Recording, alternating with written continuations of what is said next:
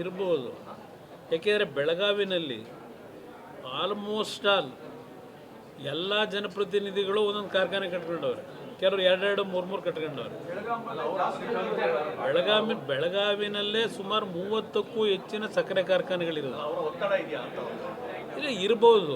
ನನ್ನ ಅಭಿಪ್ರಾಯದಲ್ಲಿ ಇವತ್ತು ಈ ರೀತಿ ರೈತರ ಬಗ್ಗೆ ಅಸಡ್ಡೆಯಿಂದ ಬೇಜವಾಬ್ದಾರಿತನದಿಂದ ನಡ್ಕೋತಾ ಇರ್ತಕ್ಕಂಥ ಸರ್ಕಾರದ ನಡವಳಿಕೆ ನೋಡಿದ್ರೆ ಇವರು ರೈತರನ್ನ ಉಳಿಸ್ಬೇಕು ಅನ್ನೋದಕ್ಕಿಂತ ಹೆಚ್ಚಾಗಿ ಅಲ್ಲಿರ್ತಕ್ಕಂಥ ಜನಪ್ರತಿನಿಧಿಗಳ ಕಾರ್ಖಾನೆಗಳನ್ನು ಉಳಿಸಬೇಕು ಅಂತಕ್ಕಂಥದ್ದು ಇವ್ರ ಅಭಿಪ್ರಾಯ ಇದೆ ಅಂತಕ್ಕಂಥ ನನ್ನ ಇಲ್ಲ. ನಾನು ಕಾರ್ಖಾನೆ ಮಾಲೀಕರು ನಾನು ಕರೆದ್ರೆ ಬರ್ತಾರಾ?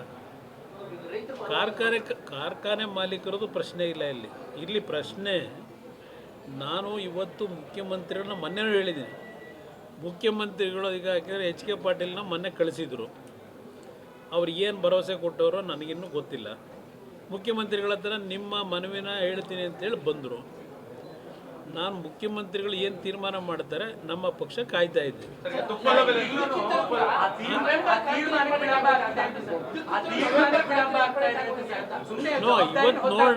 ಇವತ್ತು ನೋಡೋಣ ಏನು ಮಾಡ್ತಾರೆ ಅಂತ ಹೇಳಿ. ಇವತ್ತು ಸಭೆ ಕರೆದವರಲ್ಲ,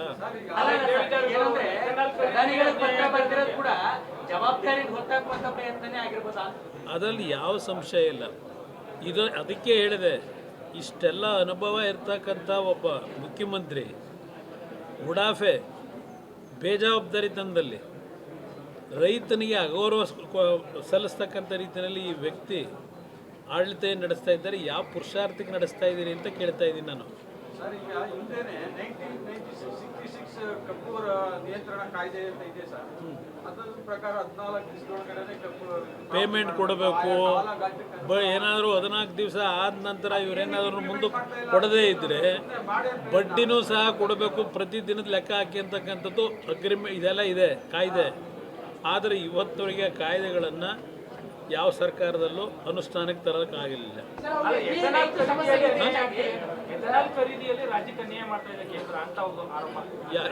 ಯಾವ ಥರ ಆರೋಪ? ಯಾವ ಥರ?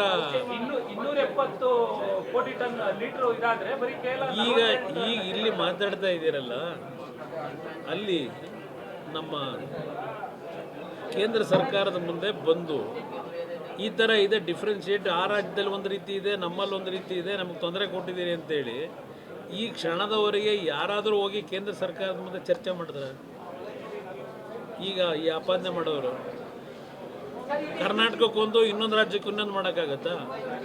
ಎಲ್ಲ ತೀರ್ಮಾನಗಳು ಎಲ್ಲ ರಾಜ್ಯಕ್ಕೂ ಒಂದೇ.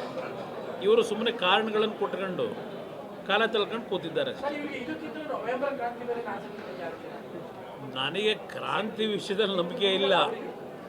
ಭಾಳ ಜನ ಕ್ರಾಂತಿ ಅಂತ ಚರ್ಚೆ ಮಾಡ್ತಾವ್ರೆ, ಆದರೆ ಕ್ರಾಂತಿನೂ ಆಗಲ್ಲ, ವಾಂತಿನೂ ಆಗಲ್ಲ. ಇಲ್ಲಿ ಇರ್ಬೋದು. ಯಾಕೆಂದರೆ ಬೆಳಗಾವಿನಲ್ಲಿ ಆಲ್ಮೋಸ್ಟ್ ಆಲ್ ಎಲ್ಲ ಜನಪ್ರತಿನಿಧಿಗಳು ಒಂದೊಂದು ಕಾರ್ಖಾನೆ ಕಟ್ಕೊಂಡವ್ರೆ, ಕೆಲವರು ಎರಡೆರಡು ಮೂರು ಕಟ್ಕೊಂಡವ್ರೆ. ಬೆಳಗಾವಿನಲ್ಲೇ ಸುಮಾರು 30ಕ್ಕೂ ಹೆಚ್ಚಿನ ಸಕ್ಕರೆ ಕಾರ್ಖಾನೆಗಳಿರೋದು. ಇಲ್ಲ ಇರ್ಬೋದು.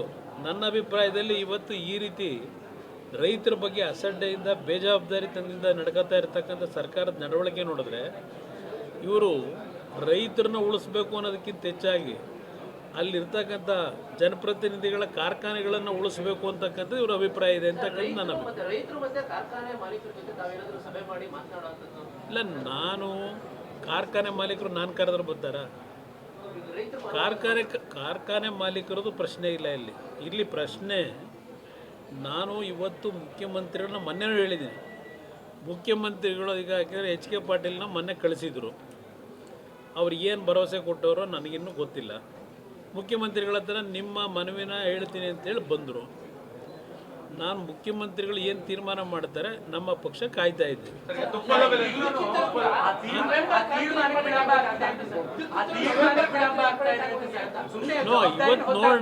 ಇವತ್ತು ನೋಡೋಣ ಏನು ಮಾಡ್ತಾರೆ ಅಂತ ಹೇಳಿ. ಇವತ್ತು ಸಭೆ ಕರೆದವರಲ್ಲ,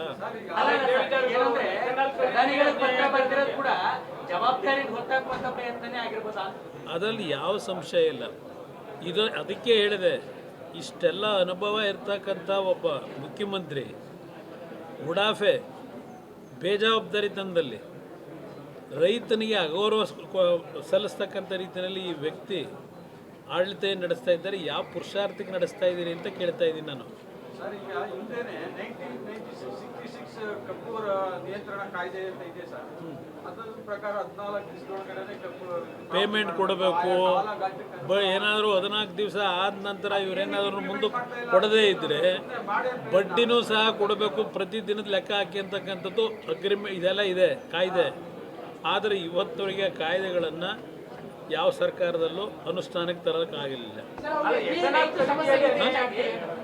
ಖರೀದಿಯಲ್ಲಿ ರಾಜ್ಯಕ್ಕೆ ಅನ್ಯಾಯ ಮಾಡ್ತಾ ಇದೆ ಕೇಂದ್ರ ಅಂತ ಒಂದು ಆರೋಪ. ಯಾವ ಥರ ಆರೋಪ? ಯಾವ ಥರ?